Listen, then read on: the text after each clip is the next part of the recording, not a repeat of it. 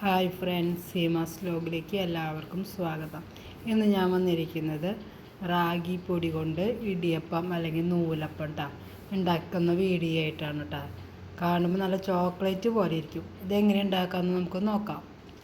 അപ്പം ഞാൻ ആദ്യം തന്നെ പൊടി എടുത്തു. പൊടി ഇപ്പോൾ ഒരു 3 മെഷർമെൻറ്റ് കപ്പിൽ 3 കപ്പ് ഉണ്ടാവും കേട്ടോ.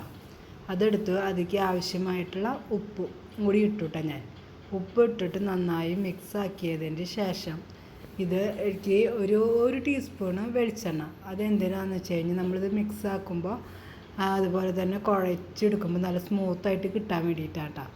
അപ്പോൾ 1 ടീസ്പൂണാണ് ഞാൻ ഒഴിച്ചത്. അത് നന്നായി എല്ലായിടത്തും നന്നായി മിക്സ് ആക്കുക. അത് കഴിഞ്ഞിട്ട് ഞാനിപ്പോൾ ഒഴിക്കുന്നത് നല്ല തിളച്ച വെള്ളമാണ് കേട്ടോ ഞാൻ ഒഴിക്കുന്നത്. അപ്പോൾ തിളച്ച വെള്ളം അതിലേക്ക് കുറേശ്ശെ ഒഴിക്കുക.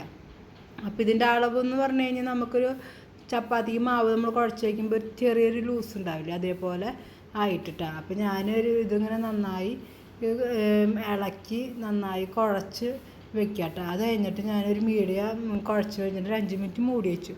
അത് കഴിഞ്ഞതിന് ശേഷം ഞാൻ കയ്യിൽ കുറച്ച് വെളിച്ചെണ്ണ തൊട്ടിട്ടാണ് പിന്നെ ഇത് നന്നായി ഒന്ന് മിക്സാക്കി എടുക്കണം കേട്ടോ. കാരണം എന്ന് വെച്ച് കഴിഞ്ഞാൽ കൈമ ഒട്ടിപ്പിടിക്കാണ്ടിരിക്കുക. കാരണം ഇത് ഞാൻ പറഞ്ഞില്ല, ഇപ്പോൾ നമ്മൾ ചപ്പാത്തി കുഴച്ച് വയ്ക്കുമ്പോൾ ഒരു ചെറിയൊരു ലൂസ് പോലെ ഉണ്ടാവില്ല, അതുപോലെയാണ് നമ്മൾ ചെയ്യുന്നത്.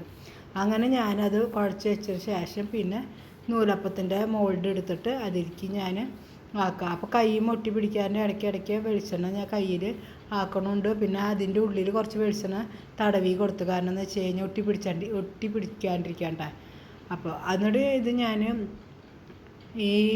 ഇത് ഞാൻ ആദ്യം വിചാരിച്ച് പൊടിഞ്ഞ് വരുമോ എന്നൊരു ഡൗട്ട് ഉണ്ടായിരുന്നു കേട്ടോ. പക്ഷേ അത് നല്ല കറക്റ്റ് നല്ല നൂല് പോലെ കാണാൻ തന്നെ നല്ല ഭംഗിയിൽ ഒന്നും അങ്ങനെ ഇടയ്ക്കിടയ്ക്ക് പൊട്ടിപ്പോവേ ഒന്നുമില്ല. നല്ല ക്ലിയറായിട്ട് തന്നെ അത് വന്ന് വീഴുന്നുണ്ട്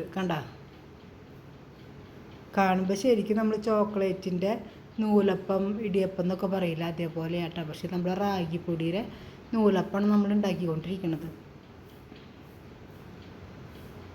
ഇത് നമ്മൾ ചുറ്റിക്കാൻ ഒരു ബുദ്ധിമുട്ടുമില്ല. കാരണം എന്ന് വെച്ചാൽ നമ്മൾ ഈ മോൾഡിൻ്റെ ഉള്ളിൽ എണ്ണ ഒന്ന് തഴുകി കൊടുത്താലേ പിന്നെ നമുക്കിത് നല്ല സ്മൂത്തായിട്ട് ആക്കുമ്പോൾ പോയിക്കൊണ്ടിരിക്കും.